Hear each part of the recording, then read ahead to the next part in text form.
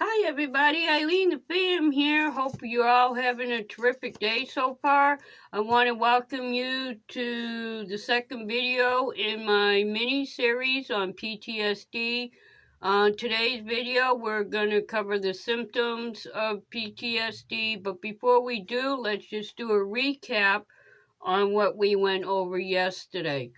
PTSD is a mental disorder that's caused from a traumatic experience.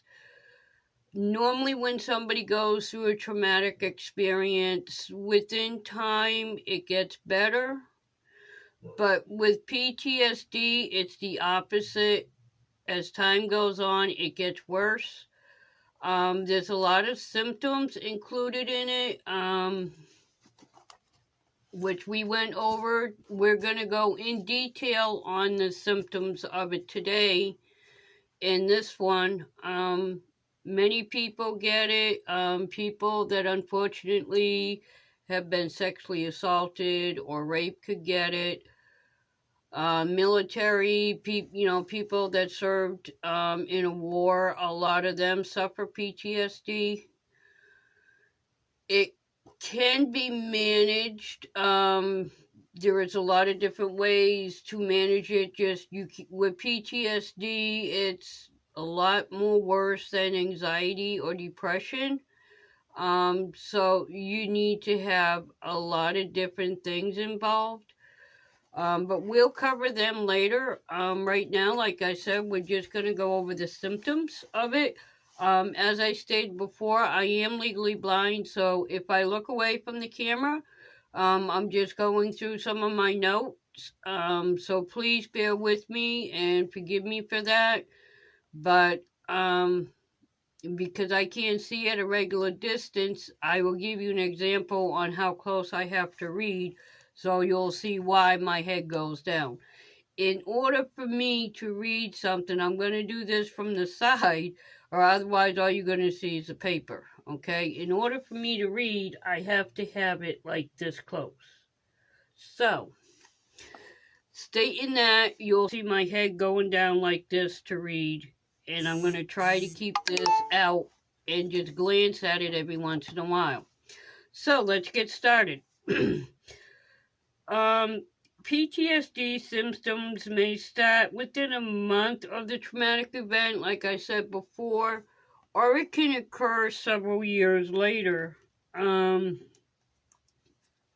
we discussed, they were grouped into 4 different types: intrusive memories, avoidance, negative changes in thinking and mood, and changes in severe emotional distress, and physical reactions to something that reminds you of that event.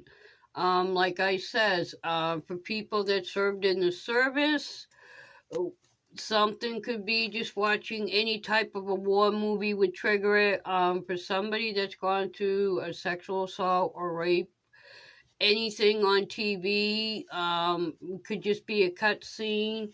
And sometimes it's not even that. It could be just something simple every day. Okay, the first one we're going to cover is avoidance. Symptoms of avoidance may include trying to avoid thinking or talking about the traumatic event. An example of that is you'll notice a lot of Vietnam veterans or war veterans, when you ask them about where they were and stuff, they'd rather change the subject. That's because they're going through PTSD. If they're able to talk about it, it may not be that they have PTSD. Avoiding places, activities, or people that remind them of the traumatic event. That could be, okay, for non-service, that would be like, okay, if you get raped, a lot of rape victims, when they suffer it, they will not go and report it because they have to talk about it and they don't want to bring it up. So they don't report it. A lot of them don't go to counseling for it.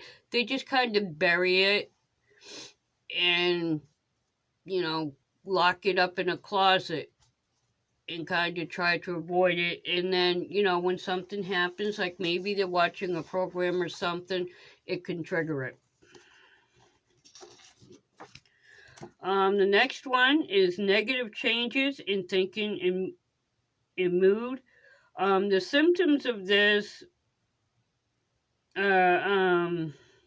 negative thoughts about themselves, other people, or the world.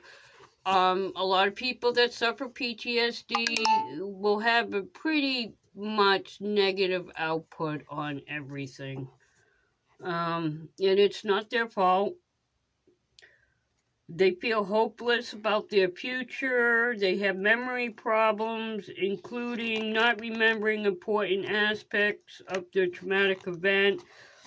They have difficulty maintaining close relationships. They feel detached from their family and friends. They have lack of interest in activities that they once enjoyed, difficulty experiencing positive emotions, and they feel emotionally numb. And a good example of this, like I said, I can speak on this, on some of these symptoms from both sides, where I suffered it mildly through something I went through.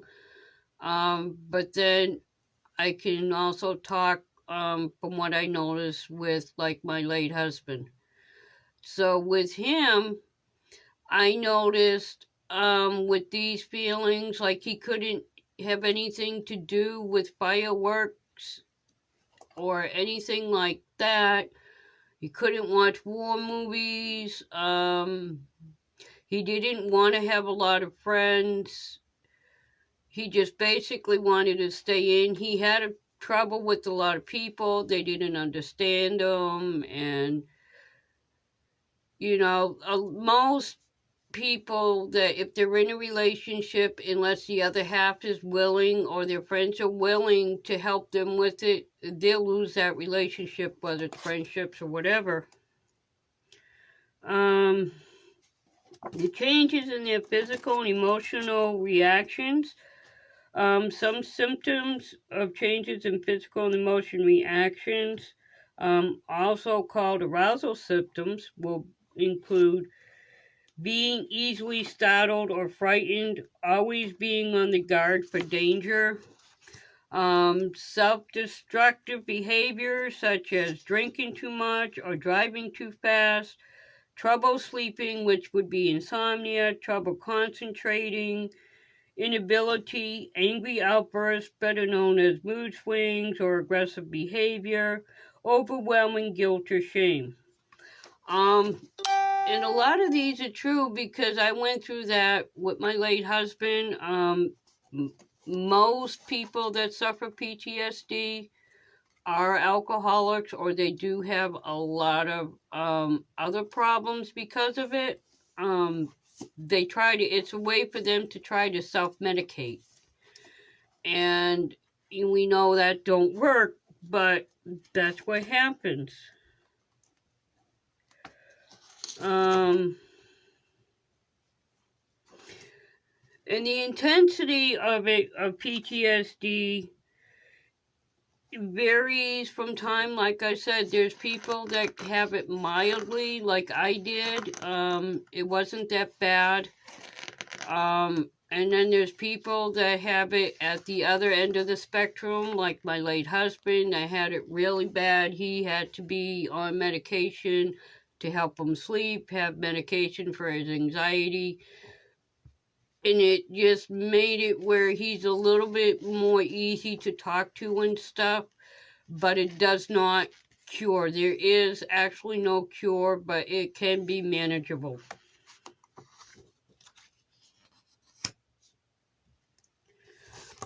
Excuse me.